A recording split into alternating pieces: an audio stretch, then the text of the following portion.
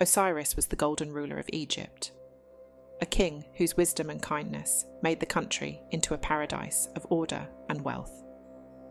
During his rule, the people prospered. They learned how to work with the floods of the Nile and make soil produce wheat and barley. He laid down the laws of fairness and justice so that no one should suffer under the tyranny or cruelty of another. He taught the holy ways of the gods and thus gave the kingdom devotion and balance. His rule was a period of peace and harmony, where perhaps even nature itself aligned with his kind rule. But not all rejoiced in Osiris's greatness. In the shadows lurked his brother, Set, the god of storms, desert winds, and chaos.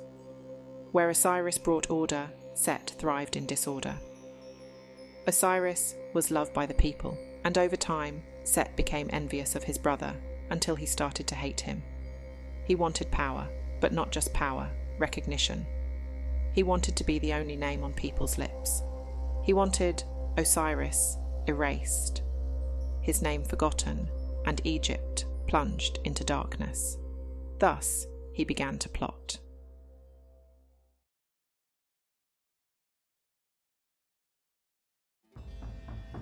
Set's plan was subtle, yet elaborate.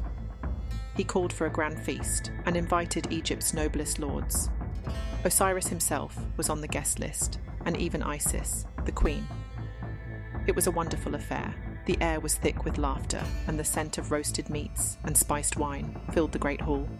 Musicians played, dancers whirled, and the guests that were gathered enjoyed the heat of the celebration without knowing treachery was just around the corner. When the celebration was at its peak, Set revealed a large wooden chest, enriched with gold and precious stones. The craftsmanship was unparalleled, and guests gathered around to admire it. He declared the chest was a prize, and the winner would be whoever fits into it exactly. One at a time, the guests try, but the chest is too big for some, too small for others. Then came Osiris, good-natured, trusting, and completely unaware that the trap was set and waiting for him. As soon as he lay inside, Set's followers leaped forward, slamming the lid shut and sealing it with molten lead. Before anyone could react, they cast the chest into the Nile. The feast turned to horror, and Egypt's king was lost to the water. The chest drifted down the river and eventually came to rest in the land of Byblos, where it was caught in the roots of a great tamarisk tree. Meanwhile, Egypt was plunged into chaos under Set's rule, and Isis, Osiris's devoted wife and sister, began a desperate quest to find him. Overcome with grief, but driven by love, Isis vowed to restore Osiris to the throne, and began a journey with devotion that would echo through eternity. Isis travelled across the Nile and through the deserts, commanding all beings with cries for help. Birds, fish, even the reeds whispered to her, directing her to Byblos, where the sacred tamarisk tree had grown around the chest, enveloping it in its branches. Over time, the chest was entirely consumed within its bark.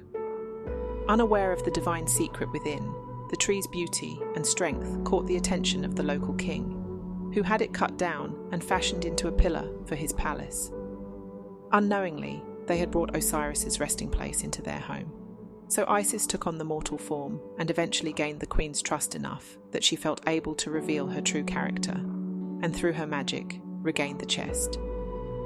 She freed Osiris's body and travelled with him back to Egypt. However, her trials were not yet over, as Set would soon learn of her efforts and seek to undo them. Then when Isis returned to Egypt, ever watchful and vengeful, Set discovered what she had done and was filled with rage. He would not even give Osiris the decency of a resting place. He took Osiris's body and tore it into 14 pieces, casting them across the land, so his brother could never be put together again. But Isis, undeterred, launched her second quest, this time in the company of her sister, Nephthys. Anubis, the jackal-headed god of funerary rites, then joined the sisters in their search for the fragments of Osiris's body. Every time one of Osiris's fragments was found, Isis performed the sacred rites to preserve and purify them. It was in these rites that Anubis taught her the secrets of mummification, thereby creating the first embalming process to restore wholeness to Osiris's body. Despite Set's efforts to prevent her, Isis was able to recover 13 of the 14 pieces. The one piece that would never be found was Osiris's phallus, which a fish in the waters of the Nile had snatched and swallowed. To restore him to wholeness, Isis used her magic once more and created a substitute. With Thoth's wisdom and Anubis's sacred rituals, Isis invoked the greatest magic the world had ever seen. She uttered words that were older than the gods themselves, casting spells of rebirth and divine desire. The air shook as her voice resounded across the heavens and then rumbled round the underworld. Osiris slowly stirred, his eyes reopened once more, this time with the knowledge of life and death. Though his resurrection was not to be for long, this moment was all she needed. Bound together by love and destiny, Isis was reunited with Osiris, and through their sacred union, a child was conceived. Horus, the falcon-headed god of kingship and vengeance. More than an heir, he was a symbol of fate, destined to confront Set and rightfully restore balance to Egypt. Osiris, although he could not stay in the land of the living, had ensured his legacy.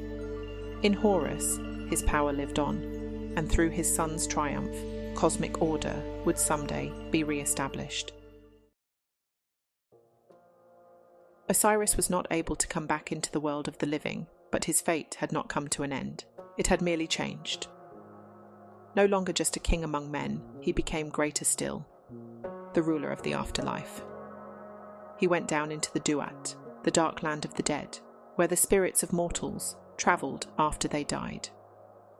There, in the midst of the serpentine rivers and the infinite halls of judgment, Osiris seated himself as the eternal judge, overseeing the weighing of the hearts. In the hall of Ma'at, the dead souls appeared before him, their hearts balanced against the feather of truth on the scales. The ones who had lived righteously were received into the serene field of reeds, a paradise, where they existed eternally in peace. But those whose hearts were heavy with wickedness met a darker fate. Osiris governed the Duat, not by fear, but by balance. His role was the god of death, but also of renewal, proof that every end marks a new beginning. Through his journey, the great mysteries of life were made known to mortals. Moved by her lover's metamorphosis, Isis gifted humanity with the sacred rituals of mummification so that the deceased could take Osiris's journey, preserved forever. His legacy remained in the hearts of all who wished justice, in rituals that would lead souls safely through to the afterlife and on to the eternal cycle of death and rebirth.